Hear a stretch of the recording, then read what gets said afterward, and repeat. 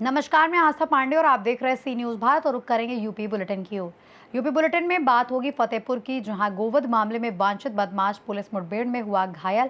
साथ ही बात होगी रामपुर की, जहां रामपुर में ग्राम प्रधानों का 1 वर्ष कार्यकाल बढ़ाने पर राष्ट्रीय लोक दल के प्रदेश महासचिव उस्मान बबलू ने जिले भर के ग्राम प्रधानों को हार्दिक बधाई दी। ऐसी तमाम खबरों पर विस्तार से करेंगे चर्चा। खबर फतेहपुर से है, जहां जिले के जहानाबाद थाना क्षेत्र में सोमवार रात ग्राम निरखी रोड के पास चंदीपुर के समीप गश्त के दौरान पुलिस और गोवध निवारण अधिनियम के तहत वांछित आरोपी हफीज के बीच मुठभेड़ हो गई, जिसमें आरोपी ने पुलिस पर फायरिंग की तो जवाबी कार्रवाई में उसके दाहिने पैर में गोली लग गई और उसे घायल अवस्था में अस्पताल भेजा गया। वहीं उसके कब्जे से एक अवैध 315 बोर तमंचा, एक जिंदा कारतूस, एक खोखा कारतूस, एक लोहे का चापड़ और एक लकड़ी का ठीहा बरामद किया गया। जबकि आरोपी के खिलाफ पहले से थाना जहानाबाद में मुकदमा संख्या 80/2026 सहित कुल 2 मामले दर्ज बताए जा रहे हैं और पुलिस आगे की कानूनी कार्रवाई कर रही है। कल जहानाबाद थाने में चंदीपुर में जो गौकशी की घटना कारित हुई थी, उसमें एक मुकदमा पंजीकृत हुआ। मुकदमा पंजीकृत में सुरागसी पदार्थी के आधार पर जो हाफिज और अजमेरी 2 अभियुक्त प्रकाश में आए थे। हाफिज कल रात को जहानाबाद पुलिस के साथ मुठभेड़ में घायल हुआ है और जो दूसरा इसका वांछित अपराधी है, उसकी जोरों शोरों से तलाश चल रही है। हाफिज जो मुठभेड़ में घायल हुआ है, उस पर 2 मुकदमे पंजीकृत थे और अभी इसको कोर्ट के सामने पेश करके रिमांड ले ली जाएगी। फतेहपुर से सी न्यूज़ संवाददाता शारिब कमर की रिपोर्ट।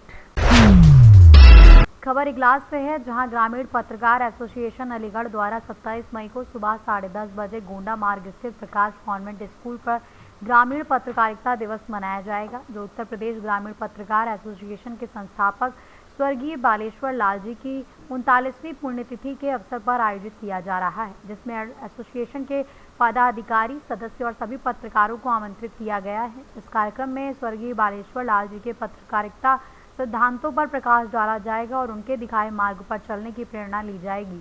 वहीं ग्रामीण पत्रकार एसोसिएशन के जिला अध्यक्ष देवेंद्र पाराशर और इगलास तहसील अध्यक्ष सुनील गुप्ता ने सभी पत्रकारों से समय पर उपस्थित होकर श्रद्धांजलि अर्पित करने और एकजुटता दिखाने की अपील की है। 27 तारीख को प्रोग्राम किया जाना है, इस बारे में क्या जानकारी है, क्या जानकारी है? ये आपको बता दूं कि 27 तारीख को ग्रामीण पत्रकार एसोसिएशन के संस्थापक स्वर्गीय श्री बालेश्वर लाल जी की पुण्यतिथि है। उसके उपलक्ष्य में उसे हम ग्रामीण पत्रकार एकता दिवस के रूप में भी मनाते हैं और उनकी स्मृति में इगलास में प्रकाश कॉन्वेंट स्कूल में ग्रामीण पत्रकार एसोसिएशन अलीगढ़ की तरफ से एक कार्यक्रम रखा गया है। उसमें जो हमारे पुराने पत्रकार हैं, जिन्होंने पत्रकारिता के क्षेत्र में उत्कृष्ट योगदान दिया है, उन किन्हीं 2 पत्रकारों को सम्मानित भी किया जाएगा और ये परंपरा शुरू होगी। प्रतिवर्ष पत्रकारिता के क्षेत्र में उत्कृष्ट कार्य करने वाले पत्रकारों को इसमें सम्मानित किया जाया करेगा और हिंदी पत्रकारिता के दिवस में यह दिन मनाया जाता है स्वर्गीय बालेश्वर लाल जी की पुण्यतिथि के अवसर पर। इसको ग्रामीण पत्रकार एसोसिएशन अलीगढ़ बड़े धूमधाम से इस बार 27 तारीख को मनाने जा रही है और इसमें तहसील स्तर के तमाम पदाधिकारी भी उपस्थित रहेंगे और जिले के सभी ग्रामीण पत्रकार एसोसिएशन के जो सिपाही हैं, कार्यकर्ता हैं, हमारे पत्रकार साथी हैं, उनसे अनुरोध किया गया है कि ज़्यादा से ज़्यादा संख्या में प्रकाश कॉन्वेंट स्कूल में पहुंचे। इगलास से सी न्यूज़ संवाददाता इंद्रजीत प्रेमी की रिपोर्ट। खबर मेरठ से है, जहां द स्टडी कैंपस में आयोजित एक कार्यक्रम के दौरान राहुल पाल ने विद्यार्थियों को संबोधित करते हुए शिक्षा, अनुशासन और मेहनत के महत्व पर प्रकाश डाला और छात्रों को लक्ष्य निर्धारित कर निरंतर प्रयास करने के लिए प्रेरित किया। उन्होंने कहा कि सफलता के लिए आत्मविश्वास, सकारात्मक सोच और नियमित अध्ययन जरूरी है तथा जीवन की चुनौतियों का सामना करने की सलाह दी। साथ ही उन्होंने विद्यार्थियों को मोबाइल और सोशल मीडिया के दुरुपयोग से बचकर अपने भविष्य पर ध्यान केंद्रित करने को भी कहा। इस अवसर पर बड़ी संख्या में छात्र छात्राएं और शिक्षक उपस्थित रहे, जिन्होंने उत्साहपूर्वक भाग लिया और कार्यक्रम के अंत में द स्टडी कैंपस प्रबंधन ने राहुल पाल का आभार व्यक्त करते हुए ऐसे आयोजनों को छात्रों के लिए लाभदायक बताया। मेरठ से सी न्यूज़ संवाददाता राहुल की रिपोर्ट। खबर रामपुर से है, जहां ग्राम प्रधानों का 1 वर्ष कार्यकाल बढ़ाए जाने पर राष्ट्रीय लोक दल के प्रदेश महासचिव उस्मान बबलू ने जिले भर के ग्राम प्रधानों को बधाई दी और कहा कि देश और प्रदेश में भाजपा गठबंधन सरकार अच्छे कार्य कर रही है। उन्होंने प्रधानमंत्री नरेंद्र मोदी, मुख्यमंत्री योगी आदित्यनाथ और केंद्रीय मंत्री चौधरी जयंत सिंह का आभार व्यक्त करते हुए कहा कि ग्राम प्रधान अपने कर्तव्यों का पूरी जिम्मेदारी से पालन करें और राष्ट्रीय लोकदल के साथ मिलकर 2027 विधानसभा चुनाव में भाजपा गठबंधन की प्रचंड बहुमत से सरकार बनाने में योगदान दें। मैं मोहम्मद उस्मान, प्रदेश महासचिव रोहेलखंड प्रभारी, पूर्व जिलाध्यक्ष रामपुर, राष्ट्रीय लोकदल, सभी पूरे प्रदेश के ग्राम प्रधानों को राष्ट्रीय लोकदल और भाजपा गठबंधन की तरफ से हार्दिक बधाई, हार्दिक शुभकामनाएं, क्योंकि हमारे प्रदेश के मुखिया योगी आदित्यनाथ जी ने आज जो कहा था वो वादा निभाया है।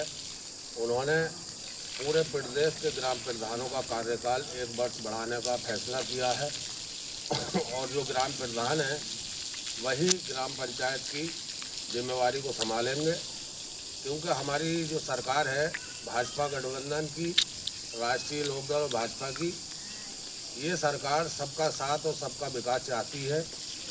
इसी क्रम में योगी आदित्यनाथ जी ने, नरेंद्र मोदी जी ने और जयंत चौधरी जी ने सभी प्रदेश के प्रधानों का मान सम्मान रखा है और उन्हें पुनः एक वर्ष के लिए मौका दिया है। मैं सभी ग्राम प्रधानों से पूरे उत्तर प्रदेश के इस वीडियो के माध्यम से कहना चाहता हूँ कि जब आप पर योगी जी ने भरोसा जताया है, मोदी जी ने भरोसा जताया है, जयंत चौधरी जी ने भरोसा जताया है, तो आप भी योगी जी के, मोदी जी के और जयंत चौधरी जी के भरोसे को ना तोड़ें और उनके भरोसे पर कायम रहें। आगामी विधानसभा 2027 चुनाव में ऐतिहासिक जीत दिलाकर पूर्ण बहुमत से फिर एक बार योगी सरकार और एनडीए सरकार को जिताने का काम करें, क्योंकि एनडीए सरकार में गुंडागर्दी समाप्त हुई है, माफियागिरी समाप्त हुई है, माँ बहन जो है बिल्कुल सुरक्षित हुई हैं। तो सभी लोगों का इसमें भला हुआ है। जो गुंडा मवाली और गुंडे हुआ करते थे उनकी गुंडागर्दी समाप्त हुई है। मैं समझता हूँ कि योगी जैसी सरकार चलाने वाला व्यक्ति और कोई दूसरा नहीं हो सकता। रामपुर से सी न्यूज़ संवाददाता मोहम्मद तालिब की रिपोर्ट। फिलहाल इस बुलेटिन में बस इतना ही। बाकी देश और दुनिया की तमाम बड़ी खबरों के लिए बने रहिए सी न्यूज़ भारत के साथ।